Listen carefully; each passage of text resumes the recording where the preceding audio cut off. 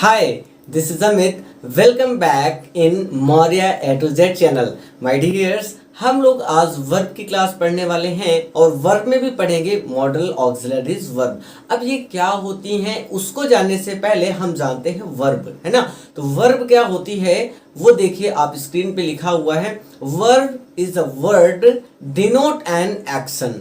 Verb क्या होती है? एक ऐसी वर्ड होती है, एक ऐसा शब्द होता है जिसके द्वारा किसी क्रिया को दर्शाया जाता है, किसी काम को दर्शाया जाता है ना। उसके द्वारा, किसी कर्ता के द्वारा कौन सा काम किया गया है वो दर्शाया जाता है। जैसे कि एग्जाम्पल है कि किसान खेत जोत रहा है, किसान खेत जोत रहा है, तो यहाँ पर किसान क्या कर रहा है? जोतने का काम कर रहा है। तो वो जो जोतना है वही क्या हो जाएगी? उसकी वर्ब कहलाएगी। तो एक्शन हुआ ना, वो एक्शन क्या हुआ? उसका जोतना।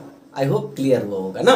तो इसमें आज हम जानने वाले हैं मॉडल ऑक्सिलरीज के बारे में। तो मॉडल्स क्या होती हैं वो हम लोग जानते हैं। तो मॉडल्स में आपका can, could, may, might, shall, should, would, ought to, ऐसे करके बहुत सारे आपके मॉडल्स होते हैं, जिनमें आज फर्स्ट हम जानने वाले हैं कैन और मे के बारे में। कैन एंड मे का यूज क्या होता है और कैसे करते हैं वो चीज हम जानते हैं। अगर हम कैन और मे का यूज जाने तो सबसे पहले इसकी आइडेंटिटी है। आइडेंटिटी मतलब क्या होती है? इसकी पहचान है कि इसको पहचानते कैसे ना। तो जिस भी वाक्य के लास्ट में कोई भी सेंटेंस होगा हिंदी में, उसके लास्ट में सकता है, सकती है ना, सकता है, सकती है, सकते हैं, ऐसे अगर वर्ड्स आपको मिलते हैं तो वहां पर आप कैन और मे का यूज कर सकते हो। तो क्या हम दोनों का यूज कर सकते हैं? नो, ऐसा नहीं है। तो पहले आप स्ट्रक्चर समझिए। स्ट्रक्चर में क्या होता है? सबसे पहले आप सब्जेक्ट लिखते हैं, देन कैन और मे दोनों में से एक का यूज करेंगे। वो कैसे करेंगे वो हम आपको आगे बताते हैं। इसके बाद आप वर्ब का यूज करेंगे और वर्ब की हमेशा फर्स्ट फॉर्म यूज होती है ना। देन आप ऑब्जेक्ट यूज करते हैं और अदर में भी अगर और कुछ चीजें मिलती हैं तो आप उसे अदर में भेज सकते हैं। आप समझते हैं कि मे और कैन का यूज किस किस हिसाब से करते हैं। तो पॉइंट नंबर 1 है परमिशन देने के लिए। अगर हम किसी को परमिशन देते हैं तो कैन का यूज करते हैं। किस चीज का यूज करते हैं? कैन का यूज करते हैं। और अगर हम परमिशन लेते हैं तो मे का यूज करते हैं। तो कैन का यूज कहां पर करते हैं? परमिशन देने के लिए, और परमिशन लेने के लिए मे का यूज करते हैं। क्लियर हुआ? इतनी बात क्लियर हो गई ना। तो चलो फिर एक एग्जांपल के थ्रू देखते हैं कि तुम यहां से जा सकते हो। तुम यहां से जा सकते हो, तो तुम का क्या हो गया? स्ट्रक्चर पर फोकस करिए। सबसे पहले सब्जेक्ट तो यू हो जाएगा। अब जाना है तो उससे पहले यहां पर परमिशन दे रहे हो कि परमिशन ले रहे हो? परमिशन दे रहे हैं ना कि तुम यहां से जा सकते हो, तो यू कैन हो गया। इसके बाद जाना को होता है गो, तो यू कैन गो। और कहां से? यहां से, तो फ्रॉम हेयर, तो you can go from here. Clear हो गया ना? मजा आ रहा है ना? समझ में आ रहा हो तो दोस्त लाइक जरूर कर लो, ठीक है। और चैनल पर नए हो तो सब्सक्राइब कर लो, है ना, जिससे कि आपको इसी प्रकार की वीडियोस की नोटिफिकेशन मिलती रहे और आपका इंग्लिश का इंप्रूवमेंट बढ़ता रहे, ठीक है। तो चलो नेक्स्ट एग्जांपल देखते हैं कि क्या मैं अंदर आ सकता हूं? बोलते हो ना स्कूल्स में हमेशा बोलते हो ये चीजें कि क्या मैं अंदर आ सकता हूं। तो मे आई कम इन, और अगर मैम से पूछ रहे हो तो मे आई कम इन मैम, कि क्या मैं अंदर आ सकता हूं मैम। या फिर क्या मैं अंदर आ सकता हूं सर, तो मे आई कम इन सर। समझ में आया ना? तो परमिशन लेने के लिए आपने मे का यूज किया और परमिशन देने के लिए आपने कैन का यूज किया। और अगर आपने परमिशन लिया कि क्या मैं अंदर आ सकता हूं, मे आई कम इन सर, तो अगर टीचर जवाब देना चाहे, आपको परमिशन देना चाहे कि हाँ आप अंदर आ सकते हैं, तो कैसे बोलेंगे? Yes you can come in, yes you can come in, आप अंदर आ सकते हैं। आई होप क्लियर हो गया होगा ये। पॉइंट नंबर 2 क्या है कि कम संभावना के लिए, कम संभावना के लिए मीन्स कम पॉसिबिलिटीज के लिए आप मे का यूज कर सकते हैं। और कम संभावना का मतलब क्या हुआ कि जो संभावना किसी दूसरे पर डिपेंड हो, दूसरे पर डिपेंड होते हैं तो कम संभावना होती है ना। जैसे मान लिया मुझे कोई काम करना हो तो मैं संभावना ज्यादा से ज्यादा करूंगा कि अच्छा मुझे आपको पढ़ाना है, लेकिन आप वो चैप्टर तैयार करके आओगे, ये कौन सी संभावना है ना। मतलब क्या है? संभावना कम से कम पाई जाती है कि आप उसे तैयार करके आओगे। अब ये तो आपकी जिम्मेदारी है कि आप तैयार करते हो या फिर नहीं, है ना। तो चलो, जैसे मान लिया हम कहते हैं कि बारिश हो सकती है, बारिश हो सकती है, तो ये क्या संभावना है, ज्यादा संभावना है। भाई देखो, अगर बादल होंगे तो बारिश होगी, और ये तो बादल पे डिपेंड करता है ना। तो अगर हम डिपेंड हो किसी और के लिए, तो फिर वहां पर जो पॉसिबिलिटीज है उसके लिए हम मे का यूज करते हैं। लेकिन अगर संभावना खुद का सेल्फ हो, है ना, ऑन डिपेंड हो, तो फिर हम वहां पर कैन का यूज करते हैं। समझ में आया? जैसे बारिश हो सकती है तो इट मे रैन, क्या हो जाएगा, इट मे रैन, कि बारिश हो सकती है। और अगर ये हो जाए कि आज बारिश हो सकती है, तो इट मे रैन टुडे हो जाएगा। क्लियर है? लेकिन अब संभावना अगर खुद की हो कि मैं इस परीक्षा को पास कर सकता हूं, या फिर मैं परीक्षा को पास कर सकता हूं, नॉर्मल तरीके से आप बोल सकते हो, तो क्या हो जाएगा, I can pass this exam. I can pass this exam, कि मैं इस परीक्षा को पास कर सकता हूं।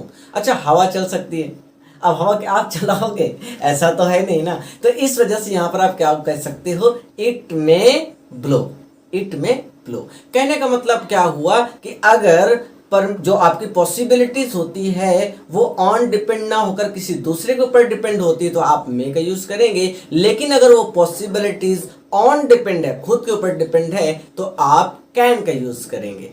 क्लियर हो गया? तो इसी प्रकार से चलिए नेक्स्ट पर चलते हैं। नेक्स्ट है जैसे कि कैपेसिटी, कैपेबिलिटी एंड पावर के लिए हम कैन का यूज करते हैं। किस किस चीज के लिए? कैपेसिटी, कैपेबिलिटी एंड पावर के लिए हम कैन का यूज करते हैं, एंड रिक्वेस्ट और पोलाइट के लिए हम मे का यूज करते हैं। समझ में आया ना? कहते हैं ना, देखो पोलाइट होने का मतलब क्या हो, बड़ा विनम्र तरीके से, बहुत ही प्यार से, तो वहां पर मे का ही तो यूज करेंगे ना।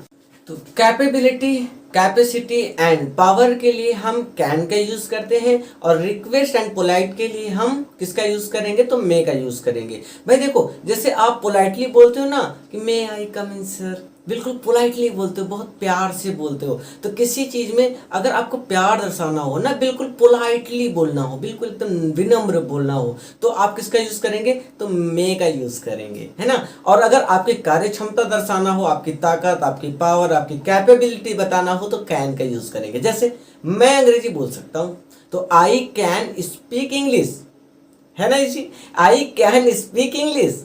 और आप मलयालम बोल सकते हो, तो यू कैन स्पीक मलयालम। या फिर अगर आप उर्दू भी बोल सकते हो, तो क्या बोलोगे, यू कैन स्पीक उर्दू।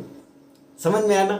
अब अगर सेकंड एग्जांपल की बात करूं कि क्या मैं आपका कमरा यूज कर सकता हूं, क्या मैं आपका कमरा प्रयोग कर सकता हूं, तो may I use your room, may I use your room. समझ में आना?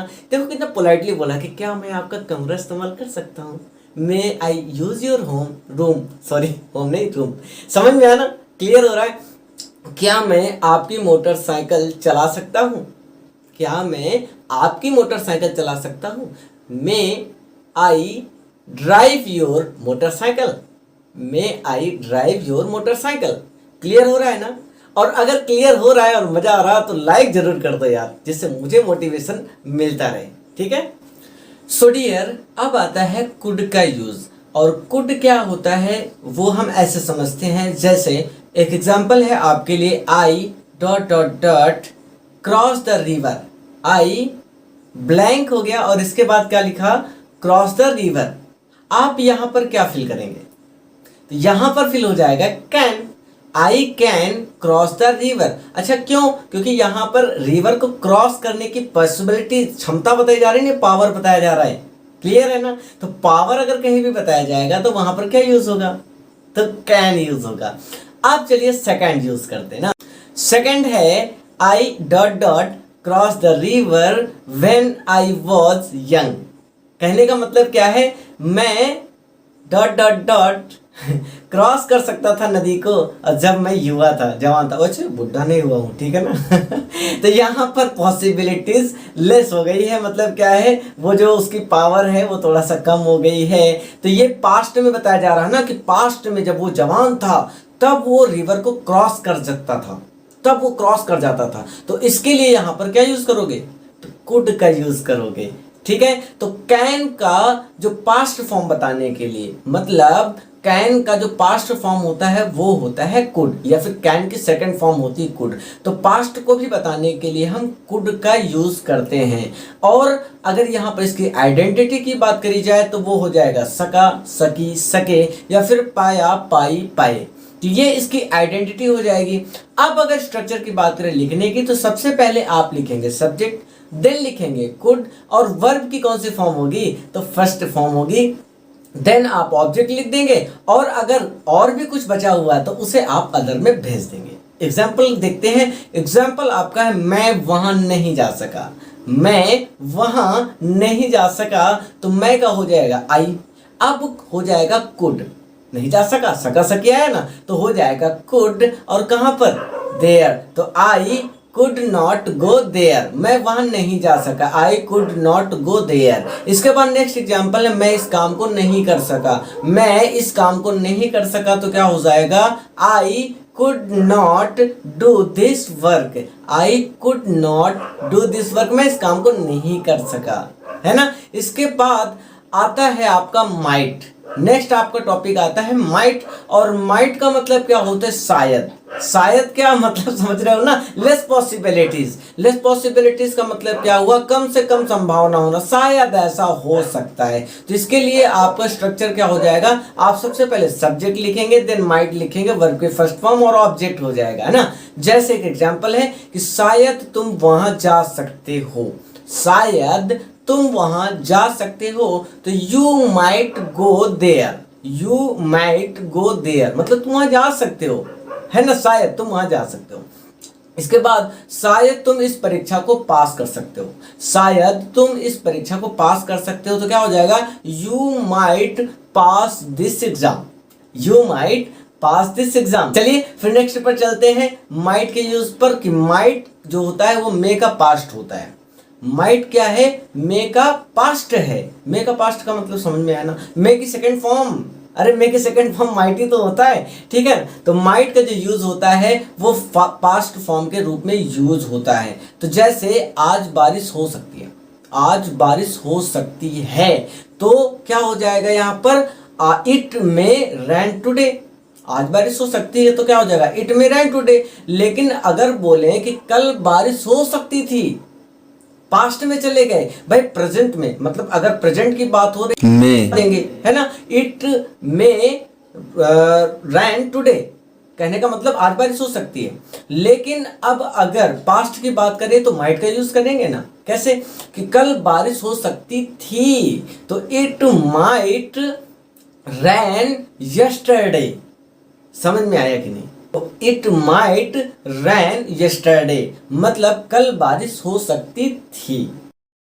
सो अब आता है वुड। अब वुड का यूज क्या होता है वो हम पॉइंट नंबर 1 से जानेंगे। पॉइंट 1 कहता है कि विल के पास्ट के रूप में, अगर विल का पास्ट फॉर्म देखा जाए तो वुड ही तो होता है, विल का सेकंड फॉर्म वुड होता है। तो अगर पास्ट फॉर्म के मतलब पास्ट रूप में अगर हमें लिखना हो तो हम वुड का यूज करते हैं। जैसे वह खेलेगा, वह खेलेगा का मतलब क्या हो, ये एक टेंस है, सिंपल टेंस है, जिसे हम क्या बोलेंगे, वह तो ही हो जाएगा, और खेलेगा मतलब क्या हो जाएगा, तो ही विल प्ले। सिंपल हो गया ना, तो ही विल प्ले। लेकिन अगर बोले उसने कहा कि वह खेलेगा, उसने कहा कि वह खेलेगा, तो क्या हो जाएगा, क्या हो जाएगा, he said that he would play, हो जाएगा he said that he would play. उसने कहा कि वह खेलेगा। समझ में आया, समझ में आया ना, उसने कहा कि वह खेलेगा। अगर मैं कहूं कि उसने कहा कि वह पढ़ेगा या वह पढ़ेगी, मान लेता वह पढ़ेगी, लड़की मान लेते एक समय, है ना, तो क्या हो जाएगा कि he said that she would read. समझ में आया कि नहीं, तो सी वुड रीड हो जाएगा, मतलब वह पढ़ेगी। चलिए फिर नेक्स्ट पॉइंट पे आते हैं। नेक्स्ट है सेकंड पॉइंट, जो कि फ्रिक्वेंट हैबिट को दिखाता है। किस चीज को, फ्रिक्वेंट हैबिट, लगातार उसकी जो आदत होती उसे दिखाता है। जैसे वह खेलता, वह खेलता। अब यहां पर देख रहे हो लास्ट में ताती ते आता है, तो ये इसकी आइडेंटिटी पहचानने का तरीका है कि लास्ट में अगर ताती ते आता है तो वो हो जाता है पॉइंट नंबर 2 का फ्रिक्वेंट आइडेंटिटी के, वो सॉरी फ्रिक्वेंट हैबिट। क्या हो जाएगा, फ्रिक्वेंट हैबिट, उसकी लगातार आदत जो होती है ना। तो आइडेंटिटी हो गया तातीते, और एग्जांपल हो गया वह खेलता, तो हो जाएगा ही वुड प्ले। क्या हो जाएगा, ही वुड प्ले, वह खेलता। अच्छा तुम जाते तो you would go, you would go. Next हो गया वह गाना गाता, तो he would Singh a song, he would Singh a song, वह गाना गाता। क्लियर है? सो माय डियर, नेक्स्ट है यूज्ड टू। यूज्ड टू का क्या यूज है तो वो समझते हैं। इससे पहले आइडेंटिटी जानिए। आइडेंटिटी है इसका आ है, ई है, ए है, या फिर इसकी पास्ट की कोई हैबिट बताई जाती है। मतलब इसके पुराने समय से कोई आदत थी जो कि अभी चली आ रही है, ठीक है ना। तो पास्ट की कोई हैबिट हुए वो अगर बताई जाती है तो यूज्ड टू का यूज करा जाता है। अब इसका जो स्ट्रक्चर है बनाने का तरीका वो सेम होता है। वर्ब की फर्स्ट फॉर्म अभी तक आपने समय देखी ना, तो इसमें भी वर्ब की फर्स्ट फॉर्म होगी, सेम है। तो सब्जेक्ट हो जाएगा, इसके बाद यूज्ड टू हो जाएगा, वर्ब की फर्स्ट फॉर्म ऑब्जेक्ट, देन अगर अदर कुछ है तो आप अदर लगा दीजिएगा, है ना। चलिए फिर एग्जांपल देखते हैं। मैं सुबह घूमने जाया करता था, मैं सुबह घूमने जाया करता था। तो बताइए यहां पर क्या हो जाएगा, तो आई यूज्ड टू गो, या फिर वॉक बोल सकते हैं। I used to walk in the morning, घूमने जाना मतलब टहलना, ठीक है ना। तो गो नहीं लगाएंगे, यहां पर वॉक हो जाएगा ना। तो क्या हो जाएगा, I used to walk in the morning, मैं सुबह घूमने जाया करता था। वह क्रिकेट खेला करता था। नेक्स्ट एग्जाम्पल है वह क्रिकेट खेला करता था, तो वह का क्या हो जाएगा, ही हो जाएगा, है ना। और इसके बाद आप जो लगाएंगे यूज्ड टू, है ना, देख रहे हो स्ट्रक्चर में, तो यूज्ड टू लगा दीजिए। तो he used to play cricket, वह खेलने जाया करता था। तो हो गया he used to play cricket. अब नेक्स्ट आता है, नेक्स्ट एग्जाम्पल है वह शराब पिया करता था, वह शराब पिया करता था, आप नहीं पीना वह शराब पिया करता था, उसकी पास्ट की हैबिट थी, अभी ठीक ठाक है, ठीक है ना। तो वह शराब पिया करता था, क्या हो जाएगा, ही यूज्ड टू ड्रिंक, शराब को क्या बोलते हैं, वाइन, तो वाइन हो जाएगा ना। तो he used to drink wine. I hope ये क्लियर हो गया होगा। इसके बाद आता है शुड, मस्ट, ऑट टू। तो शुड, मस्ट, ऑट टू, इन तीनों का जो यूज होता है वो होता है चाहिए के सेंस में। किसके, चाहिए के सेंस में। तो इसकी जो आइडेंटिटी है वो भी हो जाएगी चाहिए, मतलब इंट्रोडक्शन है जो। तो इसके सबसे लास्ट में जो टेंस के लास्ट में होगा वो क्या होगा, चाहिए होगा। अब यहाँ पर जो शुड होगा वो भी चाहिए, अब मस्ट भी वो भी चाहिए, और टू वो भी चाहिए। अब हम कहाँ पर चाहिए चाहिए चाहिए मतलब क्या कंफ्यूजन क्रिएट हो रहा है, तो आप कंफ्यूज ना हो, इसलिए 1 बाय 1 पॉइंट देखते रहो, वीडियो को स्किप नहीं करना, वरना फिर कंफ्यूजन पैदा तो जरूर होगी ना। तो स्ट्रक्चर क्या होता है पहले ये समझिए। स्ट्रक्चर में सबसे पहले आप सब्जेक्ट लिखते हैं, then should, must, ought to. अगर इन तीनों में से कोई भी आता है तो उनका यूज करते हैं। वो कैसे, सीक्वेंस वाइज मैं आपको समझाता हूं। तो इन तीनों में से कोई आप एक यूज करेंगे। इसके बाद वर्ब की फर्स्ट फॉर्म सब में यूज थी, तो यहां पर भी यूज करोगे, कौन सा नया है, तो वर्ब की फर्स्ट फॉर्म हो गया, देन आपका ऑब्जेक्ट हो गया। अच्छा मॉडल्स कितना आसान है ना, जितने भी आपने अभी देखा है वर्ब की फर्स्ट फॉर्म ही थी, है ना। बस क्या है उसकी कैपेसिटी, कैपेबिलिटी, चाहिए नहीं चाहिए, सका सकी, जो भी, ये थोड़ा सा ध्यान देना, ठीक है। चलो फिर देखिए, अब इसमें जो शुड है, तो शुड का यूज होता है ड्यूटी के लिए, किसी कर्तव्य के लिए, वो भी नॉर्मल ड्यूटी के लिए, हाँ आपको ये काम करना ही चाहिए। तो ड्यूटी को दिखाने के लिए आप किसका यूज करेंगे, तो शुड का यूज करेंगे, ठीक है। अब आता है मस्ट। मस्ट क्या होता है, ड्यूटी हो और प्लस कंपल्सन हो, कंपल्सरी हो, कि वो काम करना ही चाहिए आपको। समझ में आया ना। अगर कंपल्सन भी दिखा जाए, कर्तव्य तो करना ही है आपको, लेकिन बहुत ही जरूरी है, अब करना ही चाहिए आपको, तो मस्ट का यूज हो जाएगा, ठीक है। अब आता है ऑट टू की बात। तो ऑट टू में नैतिकता दिखाई जाती है। नैतिकता का मतलब समझ में आता है ना, जैसे कि हमेशा एक कर्तव्य परायण रहना। कर्तव्य परायण, अब ये जो वर्ड है ना आपके लिए थोड़ा कठिन लग रहा होगा, चलो एग्जाम्पल पे आते हैं। एग्जाम्पल जैसे कि हमें अपने बड़ों का सम्मान करना चाहिए, हमें अपने बड़ों का सम्मान करना चाहिए, तो ये एक नैतिकता है, एक अपने अंदर की भावना है कि मुझे अपने बड़ों का सम्मान करना चाहिए। बात समझ में आ रही ना। तो ये नैतिकता के लिए आप इसका यूज करते हैं, तो ऑट टू का यूज करते हैं। अब बताओ अच्छा शुड का यूज कहाँ करते हैं, नॉर्मल ड्यूटी के लिए, है ना। अब बताइए मस्ट का यूज कहाँ करते हैं? तो मस्ट के लिए जो है ड्यूटी तो है प्लस कंपल्सन है, कहते हैं ना मस्ट है, चाहिए चाहिए, आपको करना ही चाहिए काम। समझ में आया ना? अब ऑट टू का यूज कहाँ करेंगे? तो ऑट टू का यूज करेंगे नैतिकता के लिए। अच्छा मजा आ रहा है कि नहीं? समझ में आ रहा है ना? और समझ में आ रहा हो दोस्तों लाइक जरूर करना, ठीक है ना? और अपने फ्रेंड्स के साथ भी शेयर कर देना जिससे उनको भी इसका लाभ मिल सके, क्योंकि आपको पूरे यूट्यूब पर ढूंढने पर भी ये वीडियो मिलने वाली नहीं है, ठीक है ना? तो भाई मेहनत लगती है तो सब्सक्राइब भी कर लो यार, ठीक है ना? तो चलो फिर देखते हैं। अब ये जो मैंने आपको एग्जाम्पल बताया कि हमें अपने बड़ों की जो मदद है, सहायता करनी चाहिए, सम्मान करना चाहिए, तो उसके लिए आप कैसे बनाएंगे? तो वी ought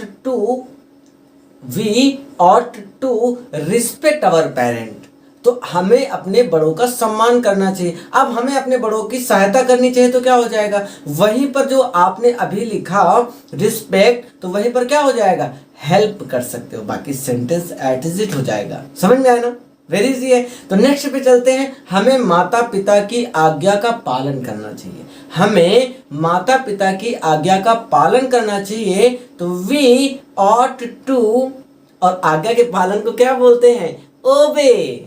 ओबे, और किसके? माता पिता की, तो आवर पेरेंट्स। हमें अपने माता पिता की आज्ञा का पालन करना चाहिए, तो we ought to obey our parents। तो ये नैतिकता की बात चल रही है, इस वजह से यहाँ पर ought to का यूज किया जा रहा है। अब नेक्स्ट है आपका, हमें अपने देश की सेवा करनी चाहिए।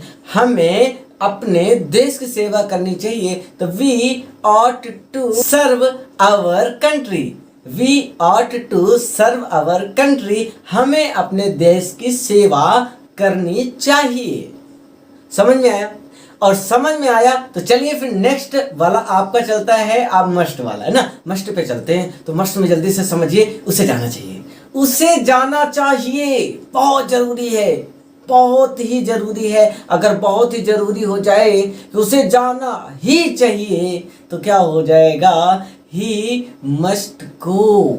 जाना ही चाहिए, बहुत ही इंपॉर्टेंट, जाना ही चाहिए, तो ही मस्ट गो। लेकिन अगर उसे जाना चाहिए, नॉर्मल है, उसे जाना चाहिए, तो क्या हो जाएगा?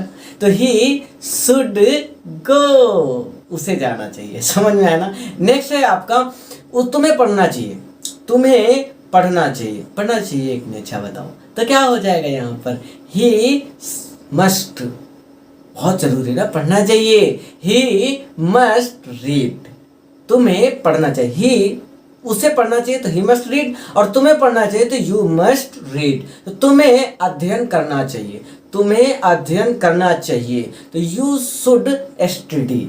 You should study. अगर उसे अध्ययन करना चाहिए तो he should study. Very easy है, सिंपल तरीके से आप बना सकते हो। तो नेक्स्ट आ गया एग्जाम्पल कि तुम्हें अवश्य पढ़ना चाहिए, तो you must read. You must read, तुम्हें जाना ही चाहिए, मैंने बताया, तो क्या हो जाएगा? तो यू मस्ट गो। अच्छा, तुम्हें पढ़ना चाहिए क्योंकि तुम्हारा एग्जाम आ रहा है कि नहीं? तुम्हें पढ़ना चाहिए क्योंकि तुम्हारे एग्जाम आ रहे हैं, तो क्या करोगे इसके लिए? तो you must read as your exam is coming. You must read as your exam is coming. तुम्हें पढ़ना ही चाहिए क्योंकि तुम्हारे एग्जाम आ रहे हैं। ओए कहाँ चले? अभी तो नीड बाकी ही है। अरे नीड का मतलब है आवश्यकता है, जरूरत है, मीनिंग तो पता है ना? तो बस उसी की आवश्यकता और जरूरत है। तो क्या हो जाएगा? मुझे एक पेन की जरूरत है, आई नीड। तो यहाँ पर क्या हो जाएगा? पहले स्ट्रक्चर समझ लीजिए कि सब्जेक्ट हो जाएगा, देन नीड हो जाएगा, देन वर्ब की फर्स्ट फॉर्म हो जाएगा, ऑब्जेक्ट हो जाएगा, और कुछ भी बचता है तो उसे अंदर में लिख दीजिएगा। आई नीड अ पेन, मुझे एक पेन की जरूरत है। मुझे 100 रुपए की जरूरत है, तो आई नीड 100 रुपीज। मुझे तुम्हारी जरूरत है ना? मुझे तुम्हारी जरूरत है, तो I need you. I need you because you are my family। क्योंकि आप मेरी फैमिली हो तो मुझे आपकी जरूरत नहीं रहेगी क्या? ठीक है। अब आते हैं हम डेयर पर। किस पर? डेयर। और डेयर का मतलब होता है साहस, हिम्मत। समझ में आया ना? आपके अंदर कितनी हिम्मत है। कहते हैं ना, how dare you, how dare you, तुम्हारी हिम्मत कैसे हुई? सुना है ना, ये एग्जाम्पल बड़ा पॉपुलर है ना। How dare you, how dare you मतलब तुम्हारी हिम्मत कैसे हुई। अच्छा, दूसरा एग्जाम्पल है, मुझ में उधर जाने का साहस है।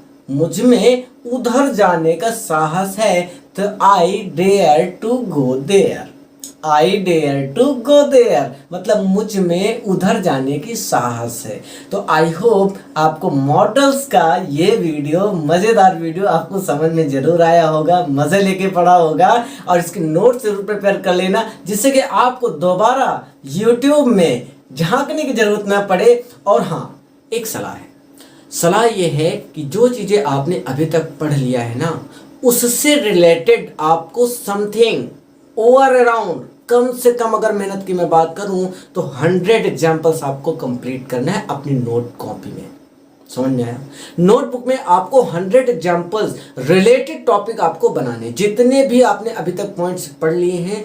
सो please I request for you to making this examples, क्योंकि जितने आप एग्जाम्पल्स बनाएंगे उतने ही आप निपुण होंगे, और अगर नहीं बनाएंगे तो मेरी भी मेहनत आपके लिए बेकार जाएगी, और आपका भी इतनी देर का देखा हुआ ये मेहनत बेकार जाएगा। तो आई होप, आशा करता हूँ कि आप मेरी इस बात को मानेंगे और इंग्लिश को अच्छे से सीखेंगे। तो ठीक है, फिर थैंक यू, मिलते हैं नेक्स्ट वीडियो में। जय हिंद।